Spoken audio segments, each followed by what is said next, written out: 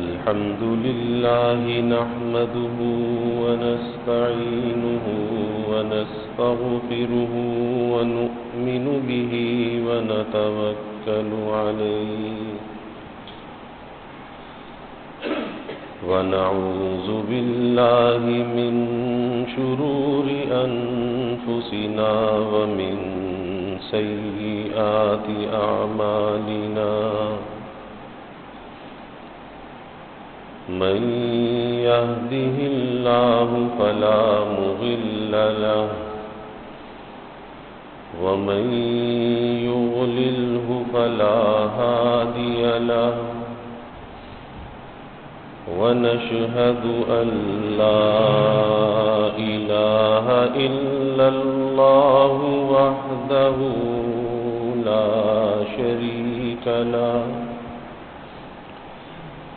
ونشهد أن سيدنا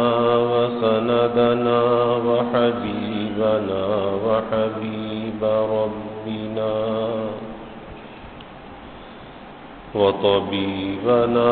وطبيب قلوبنا ومولانا محمدا عبده ورسوله وصلى الله تعالى عليه وعلى آله وأصحابه وبارك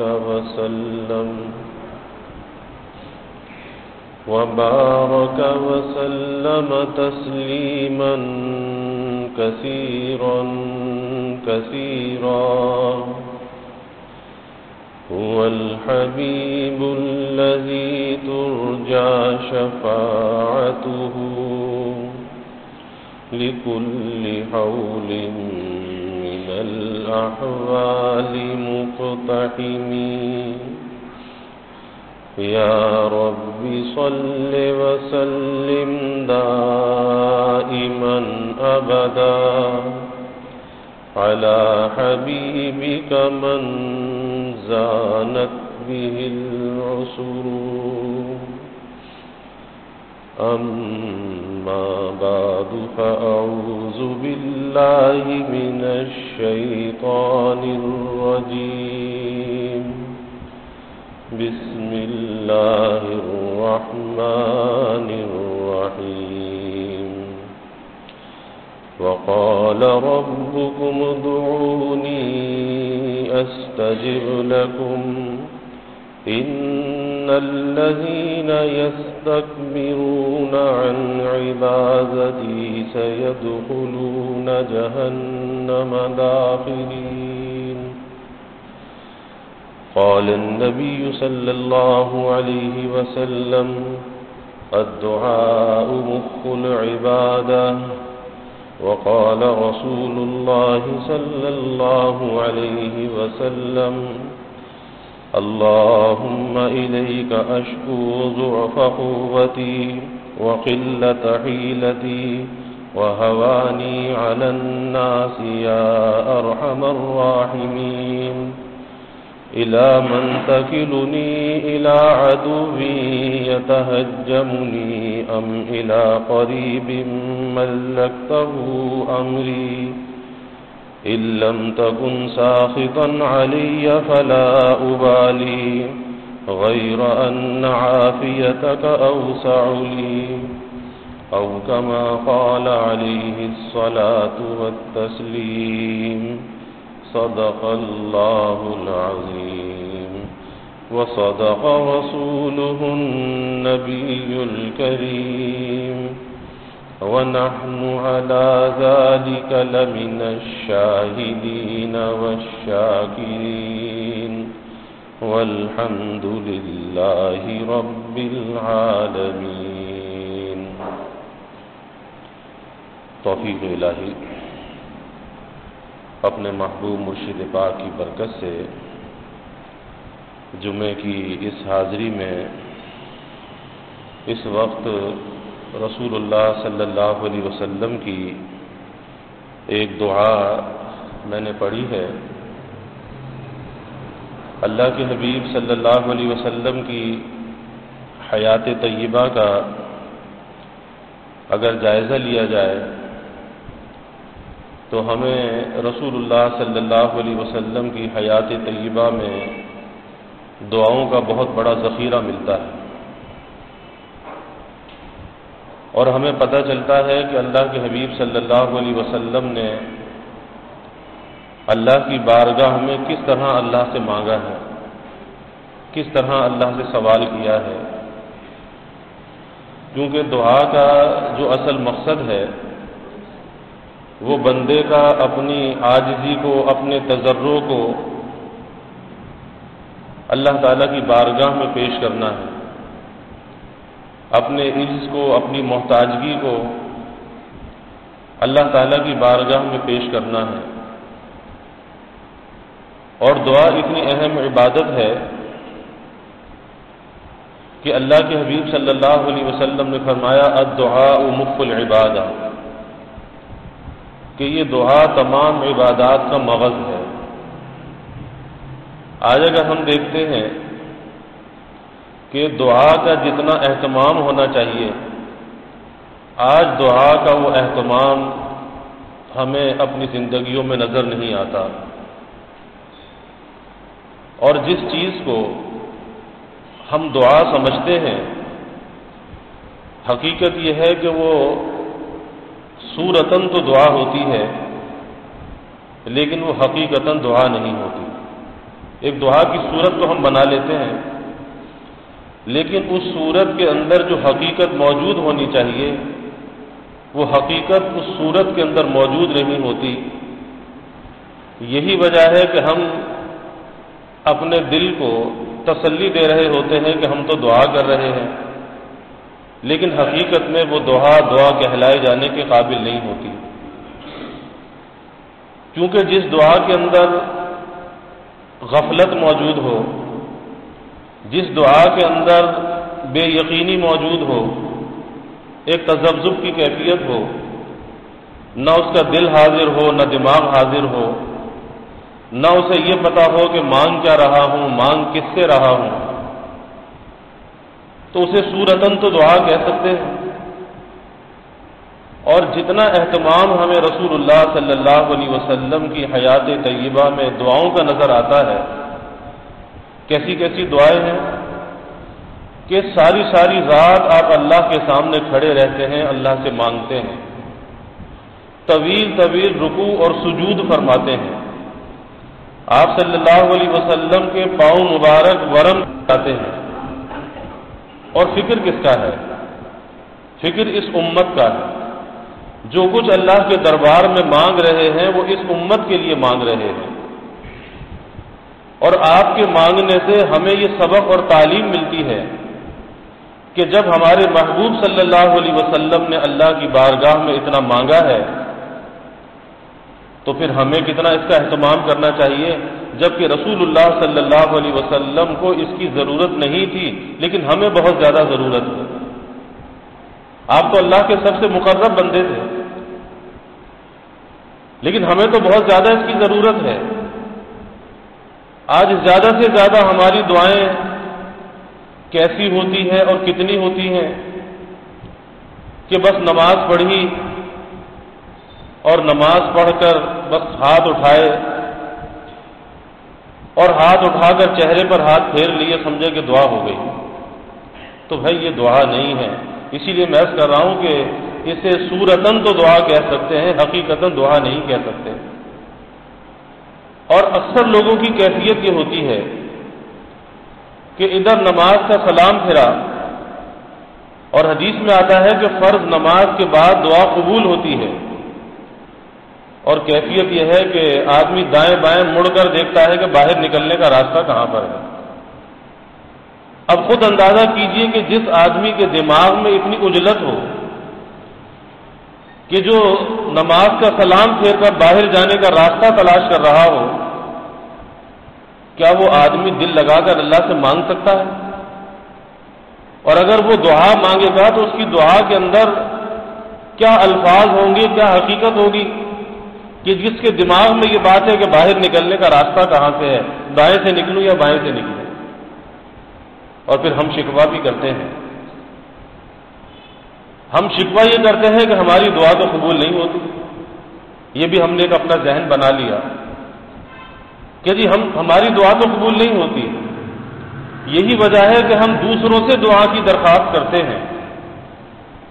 بزرگوں سے دعا کی درخواست کرتے ہیں،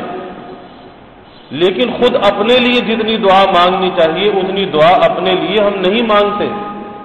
جبکہ حقیقت یہ ہے کہ جو صاحب غرض ہوتا ہے، جس کی غرض ہوتی ہے، تو وہ صاحب غرض تو مجنون ہوتا ہے، اور جتنا وہ اللہ سے لگ لپٹ کے مانگ سکتا ہے اتنا کوئی دوسرا اس کے لیے نہیں مانگ سکتا۔ لیکن ہم نے یہ سوچ لیا کہ بس کوئی دوسرا ہمارے حصے کی دعا مانگ لے، کسی کی دعا ہمیں لگ جائے، کسی کی دعا سے ہمارا کام بن جائے اور ہمیں کچھ نہ کرنا پڑے، ہمیں کچھ نہ مانگنا پڑے۔ تو یاد رکھیے کہ یہ ایک دھوکہ ہے، اس دھوکے سے ہمیں نکلنا چاہیے۔ اور حقیقت یہ ہے کہ اگر انسان ایک در کو مضبوطی سے پکڑ لے اور اس ایک در کا سائل اور بھکاری بن جائے، اس ایک در کا منگتا اور سوالی بن جائے،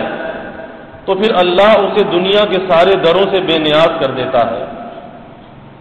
کہ جو یقین کے ساتھ اللہ کے دروازے کو پکڑ لیتا ہے، اس در پر اپنے سر کو جھکا دیتا ہے، اپنے دل کو جھکا دیتا ہے، اپنی حاجات کو اسی سے مانگتا ہے اور اپنی امیدوں کا مرکز اور محور اس ایک ذات کو بنا لیتا ہے، تو پھر اللہ مخلوق سے اس کو بے نیاز کر دیتا ہے۔ اور اگر اس ایک ذات کو مضبوطی سے نہیں پکڑتا، اس کے در پہ نہیں آتا، تو پھر کیفیت یہ ہوتی ہے کہ در در کی ٹھوکریں کھاتا ہے، اور اس در در کی ٹھوکریں کھانے کی علامت یہ ہوتی ہے، اس کی پہچان یہ ہوتی ہے کہ یہ اللہ سے اپنی امیدوں کو وابستہ نہیں کرتا، بلکہ یہ مخلوقات سے اپنی امیدوں کو وابستہ کرتا ہے۔ کسی سے کچھ امید ہے، کسی سے کچھ امید ہے کہ فلاں میرے کام آئے گا، فلاں میرے کام آئے گا، فلاں میرے کام آئے گا۔ اب یہ کیا ہے؟ یہ شرک ہے کہ مخلوق سے توقع رکھنا، مخلوق سے امید رکھنا۔ ارے یہ مالک اور خالق موجود ہے، پیدا کرنے والا رب موجود ہے، اور وہی حاجت روا بھی ہے، مشکل کشا بھی ہے، شافی مطلق بھی ہے، تو پھر کیوں نہ اس رب کے ساتھ اپنے تعلق کو جوڑا جائے؟ اور جو ساری کائنات کے ذرے ذرے پر جس کی حکومت ہے اور ذرہ ذرہ اس کا محتاج ہے، تو میں کیوں نہ اس کے در کا محتاج بن جاؤں، اس کے در کا سائل بن جاؤں؟ لیکن آج کیفیت یہ ہے کہ انسان انسانوں سے توقعات وابستہ کرتا ہوا نظر آتا ہے، اور جب انسانوں کے ساتھ اس کی توقعات پوری نہیں ہوتی تو پھر شکوہ کرتا ہوا بھی نظر آتا ہے کہ جی فلاں سے ہمیں یہ امید تھی لیکن ہماری یہ امید پوری نہ ہوئی،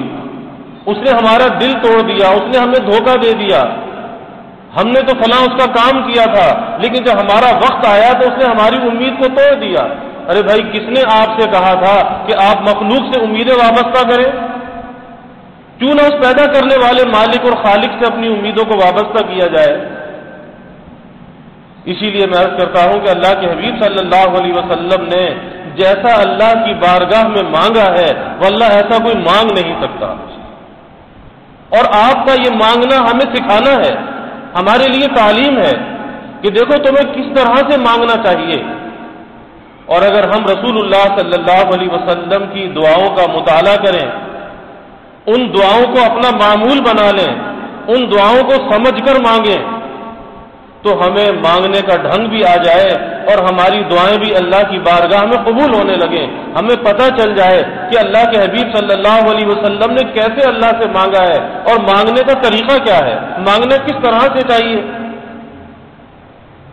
اور مانگنے کی جو حقیقت ہے کہ مانگنا کس طرح سے چاہیے، اس مانگنے کی حقیقت یہ ہے کہ بندہ اپنی عرضی کو، اپنی درخواست کو اللہ تعالیٰ کی بارگاہ میں پیش کرے۔ اب وہ اللہ کی بارگاہ میں کس طرح سے پیش کرے؟ وہ اس طرح سے پیش کرے جیسے دنیا کے کسی حاکم کے پاس اپنی درخواست کو لے کر جاتا ہے، تو جب وہ درخواست اس حاکم کو پیش کرتا ہے تو ہمتن متوجہ اس طرف ہوتا ہے، اس کا دل دماغ، اس کی نظریں ادھر لگی ہوئی ہوتی ہیں کہ یہ درخواست میں دے رہا ہوں تو اس درخواست پر کیا فیصلہ صادر کرتا ہے، ہمتن متوجہ ہوتا ہے۔ تو کیا جب ہم دعا کرتے ہیں تو اس طرح ہمتن اللہ کی طرف متوجہ ہوتے ہیں؟ اور کیا اللہ تعالیٰ کی عطا پر ہمارا یقین ہوتا ہے؟ اسی لیے حدیث شریف میں آتا ہے، اللہ کے حبیب صلی اللہ علیہ وسلم نے فرمایا کہ اللہ تعالیٰ غفلت والے دل کی دعا کو قبول نہیں کرتا، کہ جس دل کے اندر غفلت ہو، فرمایا کہ اس دل کی دعا کو اللہ تعالیٰ قبول نہیں کرتا۔ اور فرمایا کہ جب تم اللہ سے دعا مانگا کرو تو قبولیت کا یقین دل میں رکھا کرو۔ قبولیت کا یقین، کیا ہم جب دعا مانگتے ہیں تو قبولیت کا یقین ہمارے دل میں ہوتا ہے؟ اور بالخصوص یہ جو حالات حاضرہ ہیں، جن حالات سے آج ہم بھی گزر رہے ہیں اور جن حالات سے آج پوری دنیا گزر رہی ہے، اب وہاں پر اس ساری دنیا کے اندر ایمان والے بھی ہیں اور کافر بھی ہیں۔ تو کافر کی جو پہنچ ہے وہ زیادہ سے زیادہ اسباب تک ہوتی ہے، لیکن ایک ایمان والے بندے کی جو رسائی ہے، اس کی جو پہنچ ہے، وہ اسباب تک محدود نہیں ہوتی، بلکہ اس کی رسائی تو مسبب الاسباب تک ہوتی ہے۔ تو ہمیں یہ سوچنا چاہیے کہ ان حالات کے اندر، جبکہ آج دنیا کے اندر موت رقص کر رہی ہے اور لاکھوں کی تعداد میں جنازے اٹھ چکے ہیں، اور ایک ایسی وبا اور ایک ایسا مرض کہ جس کا کوئی علاج بھی موجود نہیں ہے، تو پھر اس کے علاوہ اور کیا ہمارے پاس چارہ ہے کہ سوائے اللہ کے در کے اس در کو مضبوطی سے پکڑ لیں، اس مالک سے مدد کو طلب کریں؟ اس کے علاوہ کون سا ہمارے پاس راستہ ہے؟ اور جب ایک ہی ہمارے پاس راستہ ہے، ایک ہی در ہے اور ایک ہی ہمارا رب ہے اور وہی ہماری مشکل کو دور کر سکتا ہے، پریشانی سے نجات دے سکتا ہے، تو کیا ہم نے اس رب کے در کو مضبوطی سے پکڑ لیا؟ اور ان حالات کے اندر جو مشکل ترین حالات ہیں کہ آج جتنے بھی لوگ اس وقت موجود ہیں، کسی نے اپنی زندگی کے اندر ایسے حالات نہیں دیکھے تھے جن حالات کے ساتھ آج ہم گزر رہے ہیں یا دنیا گزر رہی ہے۔ کسی کے تصور میں بھی ایسا نہیں تھا کہ ایسا بھی کچھ ہو سکتا ہے۔ تو ایک ہی چارہ ہے کہ بندہ اپنے اللہ سے رجوع کرے، لیکن دیکھا یہ جا رہا ہے کہ اللہ کی طرف رجوع نظر نہیں آ رہا۔ کاش کہ ہم اللہ کی طرف رجوع کرتے اور اپنی خطاؤں پر اللہ کے سامنے استغفار کرتے، اپنے عجز اور انکساری کو، محتاجگی کو اللہ کے سامنے پیش کرتے، تو اللہ تعالیٰ کی یقیناً اللہ کی مدد آ جاتی اور اللہ تعالیٰ کی مدد سے ہم اس مشکل مرحلے سے نکل جاتے۔ لیکن کیفیت یہ ہے کہ یہاں باتیں کرنے والے تو بہت ہیں، تجزیے کرنے والے تو بہت ہیں، سیاست کرنے والے تو بہت ہیں، لیکن اللہ کی طرف رجوع کرنے والے بہت تھوڑے ہیں کہ جو دل کے ساتھ اللہ سے مانگ رہے ہوں، اپنے لیے بھی مانگ رہے ہوں اور ساری انسانیت کے لیے اللہ سے مانگ رہے ہوں۔ اللہ سے مانگنے والے بہت تھوڑے ہیں۔ کاش کے سب ہاتھ اللہ کے سامنے اٹھ جاتے، ساری جھولیاں اللہ کے سامنے پھیل جاتی، پھر اللہ کی کیسی مدد آتی؟ میں یہ کر رہا ہوں کہ جیسے اللہ کے حبیب صلی اللہ علیہ وسلم نے اللہ کی بارگاہ میں مانگا ہے، ایسا کوئی مانگ نہیں سکتا۔ یہ دعا جو میں نے ابھی اس وقت پڑھی، اس میں اللہ کے حبیب صلی اللہ علیہ وسلم اللہ کی بارگاہ میں فرماتے ہیں، اللہم الیک اشکو ضعف قوتی، اے اللہ میں تجھ ہی سے شکایت کرتا ہوں اپنے ضعف کی، اپنی کمزوری کی، اپنی عاجزی کی، اپنی محتاجگی کی، اور تیرے سوا میں کس سے شکایت کر سکتا ہوں؟ یعنی ہمیں اس بات کا سبق دے دیا کہ قادر مطلق اگر کوئی ذات ہے وہ اللہ رب العزت کی ذات ہے، اور انسان محتاج ہے، انسان اس کے ساتھ احتیاج لگی ہوئی ہے، اور اس کی احتیاج کو پورا کرنے والی اگر کوئی ذات ہے تو وہ اللہ رب العزت کی ذات ہے۔ اور جب کوئی احتیاج اس سے وابستہ ہو جائے تو پھر اسے اللہ کے در پر جانا چاہیے، اور اللہ کے در پر جا کر اپنی مشکل کو پیش کرنا چاہیے، اور سیدھا سا یہ جا کر کہہ دینا چاہیے یا اللہ میں تو عاجز ہوں، میں تو کمزور ہوں، میں تو ضعیف ہوں، اور میں اس مشکل سے نہیں نکل سکتا، اگر تیری مدد میرے شامل حال نہ ہو۔ تو اللہ کے حبیب صلی اللہ علیہ وسلم فرماتے اللہم الیک اشکو ضعف قوتی، اور فرمایا وقلت حیلتی، اور میں اپنی کم سمانی کا، بے سر و سمانی کا بھی اقرار کرتا ہوں کہ میرے پاس جو کچھ بھی ہے، میرے پاس اگر کوئی صحت ہے، میرے پاس اگر کوئی صلاحیت ہے، میرے پاس اگر کوئی مال و اسباب ہے، لیکن وہ بھی ایسا نہیں ہے کہ وہ میری مدد کر سکے۔ مدد تو یا اللہ اگر تو چاہے گا تو وہ کام آئے گا، اور اگر تو نہ چاہے تو یہ سامان، یہ اسباب، یہ بھی میرے کام آنے والے نہیں۔ وقلت حیلتی، اور جو کچھ بھی ہے یہ تو بہت ہی قلیل ہے، بہت ہی تھوڑا ہے، اور میں تو ہر دم تیرا محتاج ہوں۔ تو اس لیے میں اپنی بے سر و سامانی کو، کم سامانی کو یا اللہ اس کو بھی تیری بارگاہ کے اندر پیش کرتا ہوں کہ مجھے اپنے کسی ساز و سامان کے اوپر میری نظر نہیں ہے، یا اللہ میری نظر اگر ہے تو تجھ پر ہے، کیونکہ مسبب الاسباب تو تیری ذات ہے۔ اور پھر فرمایا کہ وَهَوَانِي عَلَى النَّاسِ يَا أَرْحَمَ الرَّاحِمِينَ، اور لوگوں کی نظروں میں بے وقتی کی، کیونکہ عزت کا ملنا، وقت کا ملنا یہ بھی اللہ کی طرف سے ہے، اور ذلت اور بے وقتی یہ بھی اللہ تعالی کی طرف سے ہے۔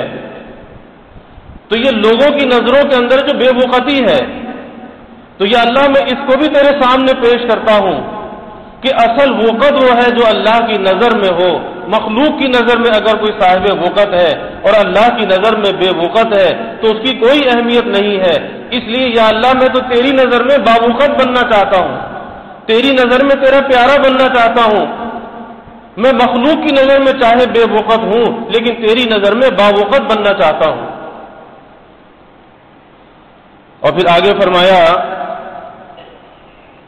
اِلَى مَنْ تَكِلُنِي إِلَى عَدُوِّي يَتَهَجَّمُنِي ام إِلَى قَرِيبٍ مَلَّكْتَهُ أَمْرِي، کہ یا اللہ اے ارحم الراحمین، تو کس کے سپرد کرتا ہے مجھے، کس کے سپرد کرتا ہے مجھے؟ کسی دشمن کے کہ وہ سینہ زوری کرے مجھ پر، یا کسی عزیز کے، کسی رشتہ دار کے سپرد کرتا ہے؟ یا اللہ تو کس کے سپرد کرتا ہے؟ یعنی میں تو اس بات کو چاہتا ہوں کہ میں اپنے آپ کو تیرے سپرد کرتا ہوں، نہ تو کسی عزیز کے مجھے سپرد کر، نہ کسی دشمن کے سپرد کر، کیونکہ نامعلوم میرے ساتھ وہ کیا سلوک کرے۔ تو میں تو اپنے آپ کو تیرے سپرد کرتا ہوں، اور میں تو تجھ ہی سے مدد چاہتا ہوں کہ اے اللہ تو میرا مددگار ہو جا، تو اپنی مدد کو میرے شامل حال فرما، نہ تو کسی دشمن کے سپرد کر اور نہ کسی عزیز کے سپرد کر کہ کوئی میرے ساتھ برا سلوک کرے، کوئی میرے ساتھ غصے کا برتاؤ کرے۔ تو میں یا اللہ اس سے بھی تیری پناہ چاہتا ہوں کہ تو کسی ایسے کے حوالے کر دے، میں تو تیرے حوالے رہنا چاہتا ہوں۔ اور پھر آگے فرمایا اگر تو غصے نہ ہو، اگر تو یا اللہ ناراض نہ ہو تو پھر فرمایا کہ مجھے اس کی کچھ پرواہ نہیں، مگر پھر بھی تیرے امن میں میرے لیے زیادہ گنجائش ہے، مجھے زیادہ گنجائش ہے کہ اگر میں تیرا بن کر رہوں، تیرے زیر سایہ رہوں، تیری رحمت کے سائے تلے رہوں، تو اس میں میرے لیے امن ہے، اس میں میرے لیے عافیت ہے۔ تو بھائی پتہ چلتا ہے کہ اللہ کے حبیب صلی اللہ علیہ وسلم نے کس طرح سے اللہ کی بارگاہ میں مانگا ہے،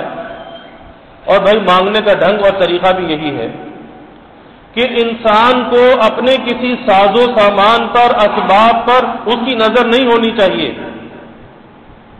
اب دیکھیے کہ ایک وبا تو اس کرونا کی وبا تھی،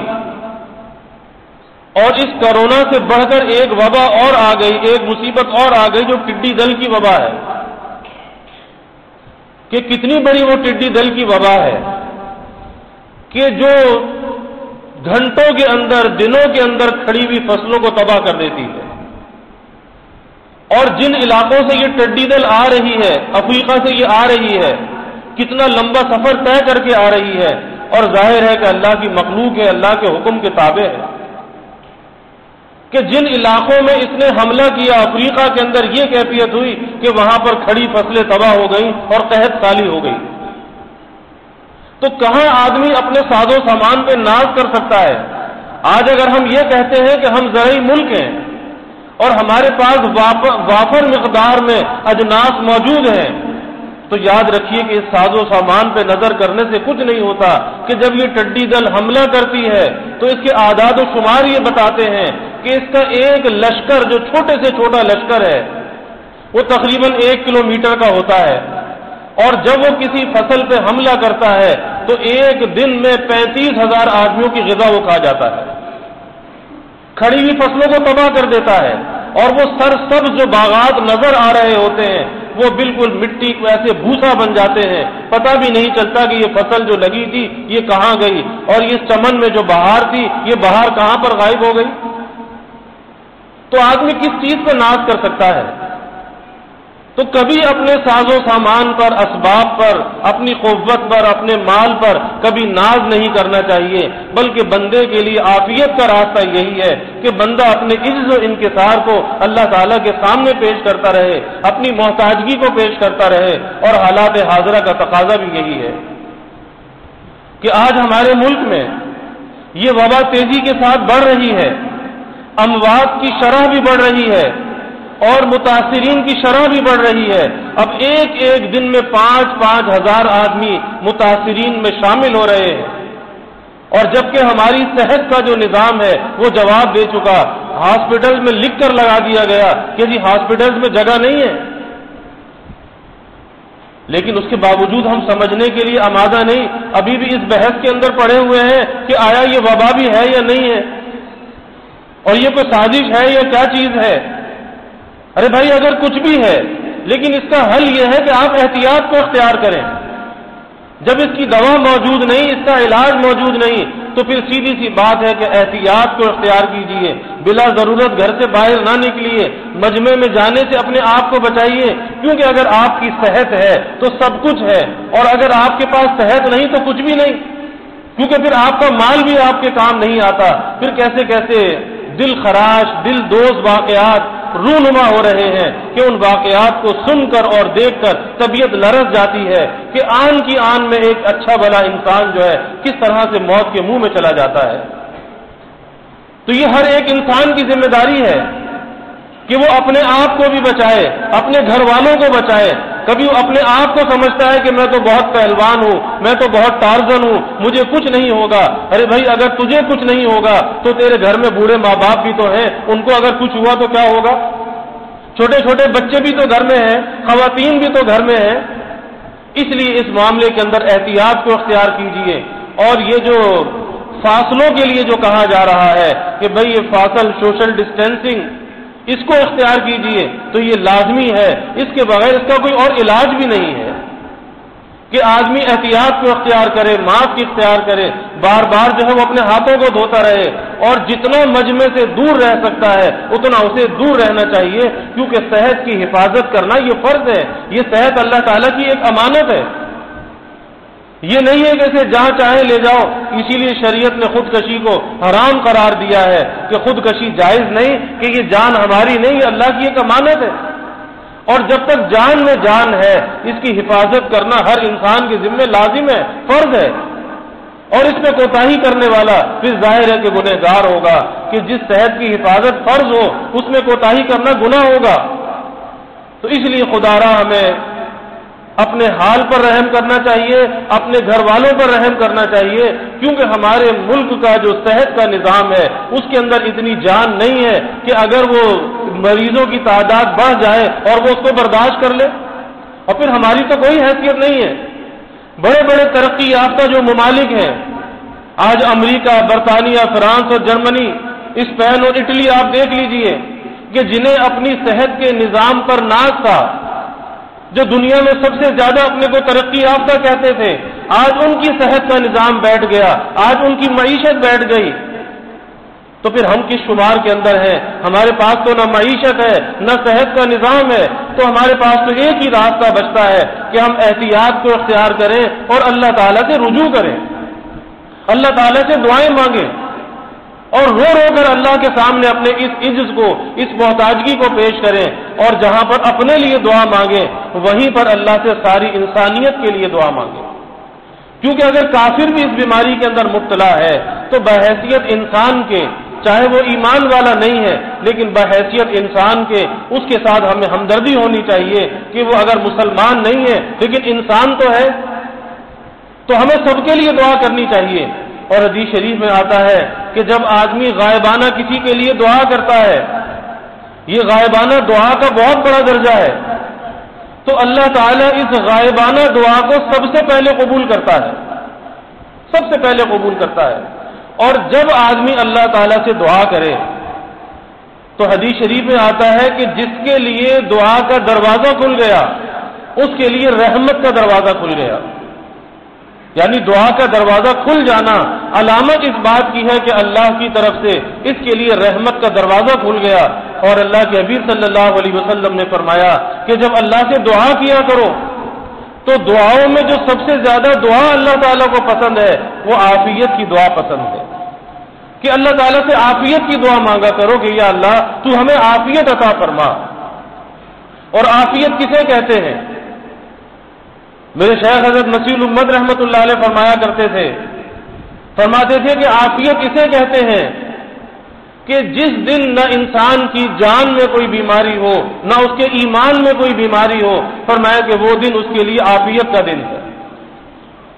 جان کی بیماری تو ہم سمجھتے ہیں، ایمان کی بیماری یہ ہے کہ وہ دن گناہ سے بچ کر گزر جائے، نیکی کے ساتھ وہ دن گزر جائے اور اس کے جسم کے اندر کوئی بیماری نہ ہو، تو وہ عافیت ہے۔ اس لیے ہمیں عافیت کا اللہ سے سوال کرنا چاہیے،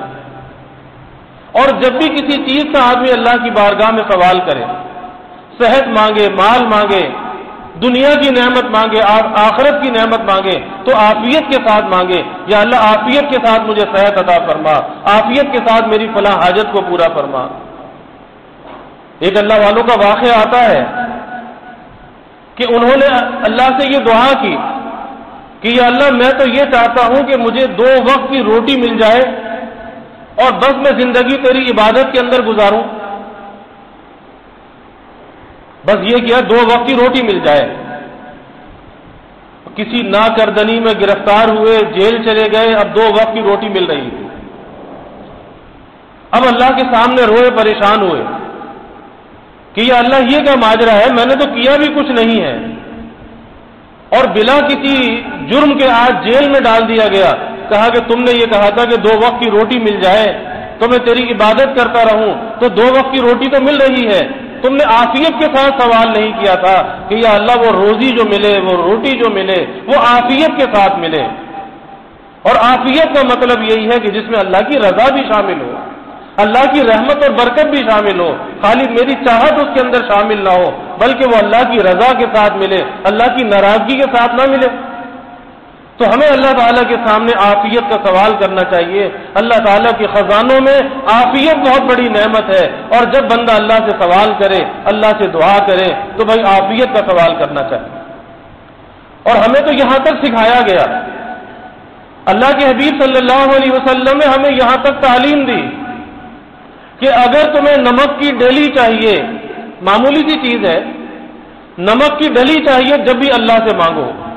اور اگر جوتی کا تسمہ ٹوٹ جائے، معمولی سی چیز ہے لیکن فرمایا کہ اس کا بھی اللہ سے سوال کرو۔ پتہ یہ چلا کہ چھوٹی چیز ہو یا بڑی چیز ہو، جب بھی انسان کی کوئی حاجت ہو سب سے پہلے اپنی حاجت کو اللہ کے سامنے پیش کرنا چاہیے، اور پھر اس میں انسان کی جان اور اس کی صحت تو بہت بڑی نعمت ہے۔ تو بھائی ہمیں اپنے حال پر بھی رحم کرنا چاہیے، اپنے گھر والوں کے حال پر رحم کرنا چاہیے، اور کسی حکومت کے سہارے پر نہیں رہنا چاہیے کسی ہاسپٹل اور ڈاکٹر کے سہارے پر نہیں رہنا چاہیے، اس دھوکے سے اپنے آپ کو نکالنا چاہیے، اپنی حفاظت کا انتظام خود کرنا چاہیے اور حفاظت کے اسباب اختیار کر کے پھر اللہ سے مدد مانگنی چاہیے کہ یا اللہ میں تو اتنا ہی کر سکتا تھا، اب آگے تیری مدد کا محتاج ہوں، اب تو میری حفاظت فرما، میرے گھر والوں کی حفاظت فرما، میرے شہر والوں کی حفاظت فرما، میرے ملک والوں کی حفاظت فرما، یا اللہ ساری انسانیت کی حفاظت فرما، پھر اللہ تعالیٰ سے مانگے۔ اور اسباب کا اختیار کرنا، آج بہت سے لوگوں کے ذہن میں یہ بات بھی ہے کہ بس اللہ نے حفاظت کرنی، اللہ حفاظت کر لے گا۔ تو بھائی شریعت ہمیں اس بات کی تعلیم دیتی ہے کہ اسباب کا اختیار کرنا توکل کے منافی نہیں، بلکہ اسباب کو اختیار کر کے اللہ پہ بھروسہ کرنا یہ عین توکل ہے۔ اس لیے ظاہری اسباب کو بھی اختیار کیجئے اور اس کے ساتھ ساتھ اسباب پر بھروسہ نہ کیجئے، بھروسہ اللہ کی ذات پر کیجئے، کیونکہ نہ ڈاکٹر شفا دیتا ہے نہ دوا شفا دیتی ہے، شفا تو اللہ کے حکم سے آتی ہے۔ ہمیں حکم ہے کہ اسباب کو اختیار کرو، دوا بھی لو، ڈاکٹر کے پاس بھی جاؤ، لیکن شفا دینے والی ذات اللہ کی ہے۔ آدمی کسی دکان کو تالا لگاتا ہے، مکان کو تالا لگاتا ہے تو وہ تالا حفاظت نہیں کرتا بلکہ حفاظت کرنے والی ذات اللہ کی ہے۔ تالا لگا کر بھروسہ اللہ پہ کرو، دکان کھول کر بھروسہ اللہ پہ کرو کہ دکان انسان کو رزق نہیں دیتی، رزق دینے والی ذات اللہ کی ہے، یہ اسباب کے درجے میں ہے، مسبب الاسباب اللہ ہے۔ تو نظر جو وہ اللہ پر ہونی چاہیے، لیکن اسباب کو اختیار کرنے کی شریعت تعلیم دیتی ہے اور ہم اس بات کو تسلیم بھی کرتے ہیں۔ ہم نوکری بھی کرتے ہیں، کاروبار بھی کرتے ہیں، کھیتی باڑی بھی کرتے ہیں، دنیا کے معاملے میں اسباب کو اختیار کرتے ہیں، لیکن جب کوئی معاملہ صحت کا آ جائے، ایمان کا آ جائے، آخرت کا آ جائے تو کہتے جی اللہ قادر ہے سب کچھ کر دے گا۔ تو بے شک اللہ قادر مطلق ہے، لیکن وہی رب ہم سے یہ کہتا ہے کہ تم اسباب کو اختیار کرو۔ اس لیے بھائی ہمیں اسباب کو اختیار کر کے پھر اللہ سے مانگنا چاہیے۔ اللہ تعالیٰ اس مشکل کی گھڑی کو سارے عالم سے دور فرما دے اور ساری انسانیت کو اللہ اس مشکل سے نجات عطا فرمائے۔ اور یہ جو ٹڈی دل کی وبا ہے یہ بھی ایک اللہ کا عذاب ہے،